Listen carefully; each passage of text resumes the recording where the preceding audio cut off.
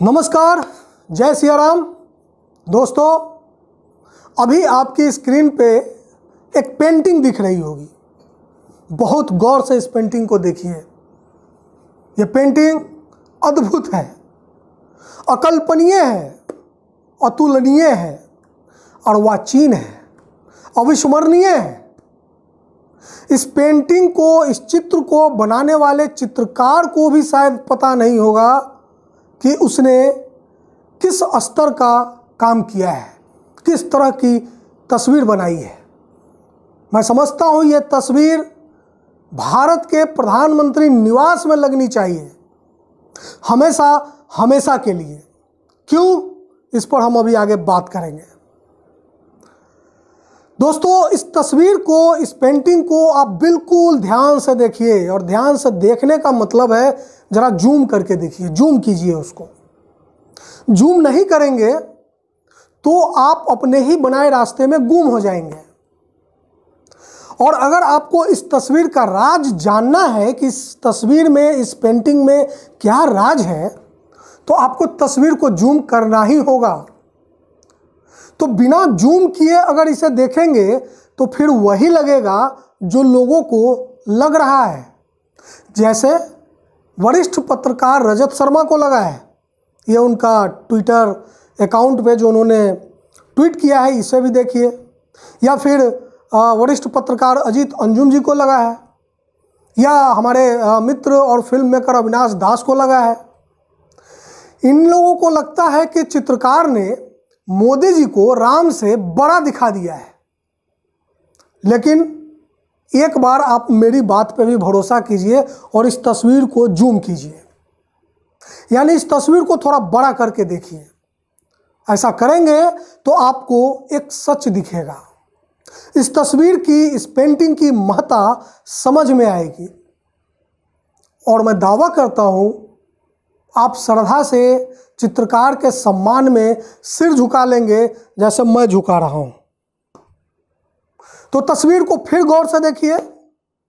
और गौर कहां करना है? हाथ पर ध्यान दीजिए, हाथ पर। इस तस्वीर में बाल राम लला दिखेंगे, जो है, दिख ही रहे हैं, मंदिर की तरफ जाते हुए।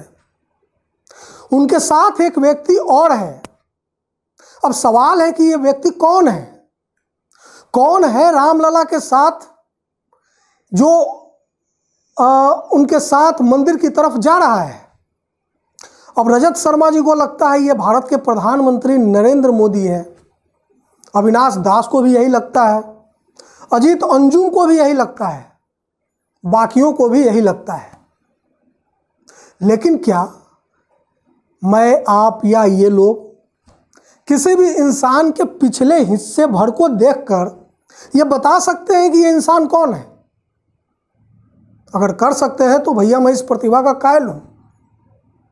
लेकिन मेरे जैसे साधारण इंसान को ये तस्वीर देखकर दो चीज़ों का पता चला। एक राज, जो मैं अभी बताऊंगा आपसे।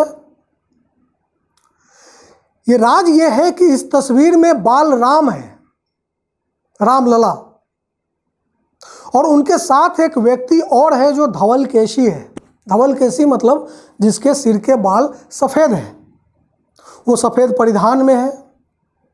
अब ये व्यक्ति कोई भी हो सकता है। मैं ये कतई मानने को तैयार नहीं हूं कि ये नरेंद्र मोदी ही है। ये दुनिया के 6 अरब इंसानों में से कोई भी हो सकता है जिसका रंग रूप इसी तरह का हो। ये बिहार के मुख्यमंत्री हो सकते हैं, महाराष्ट्र के मुख्यमंत्री हो सकते हैं, आप हो सकते हैं, कोई भी हो सकता है।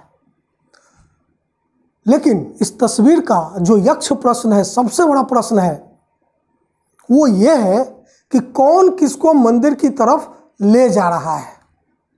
ये इस तस्वीर से जुड़ा सबसे बड़ा सवाल है।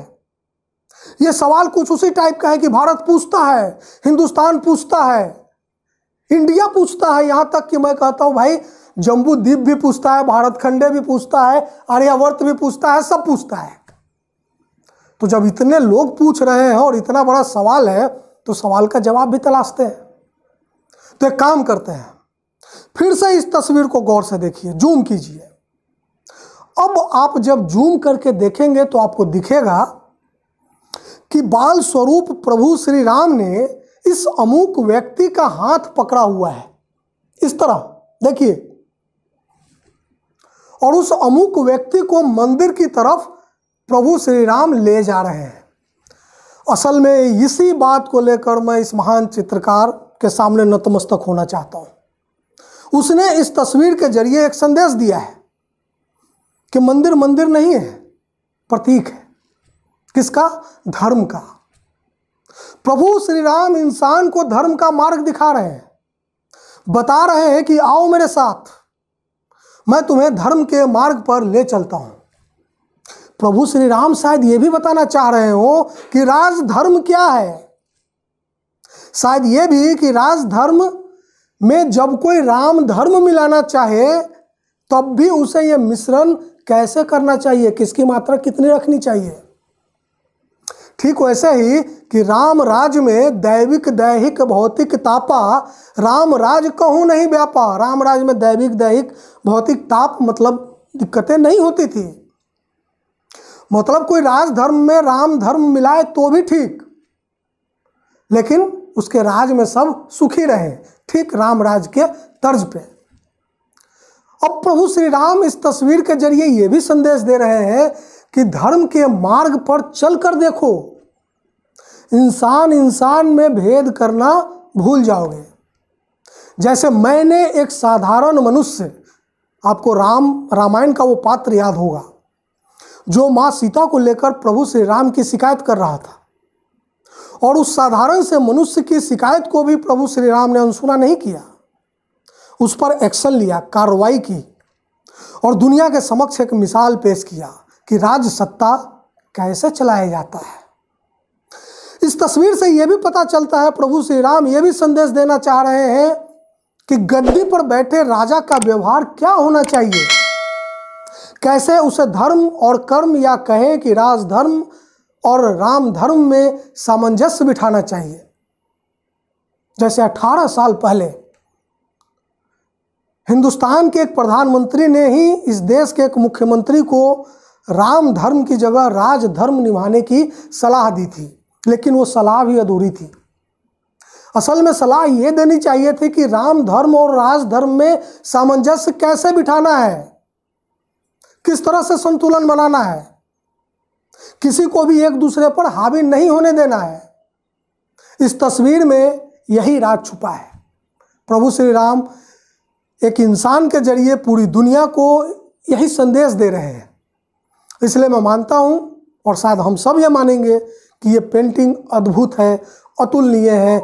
इस पेंटिंग के पेंटर को यानी चित्रकार को मेरा नमन, आप सबको भी मेरा नमस्कार, और आपसे एक गुजारिश कि आप ज़रूर हमारे चैनल को सब्सक्राइब करें, बेल आइकॉन दबाएं, ताकि हम और भी इस तरह की खबरें लेकर आपके पास आते रहें, इस तरह के विचार भी लेकर आपके पास आते रहें।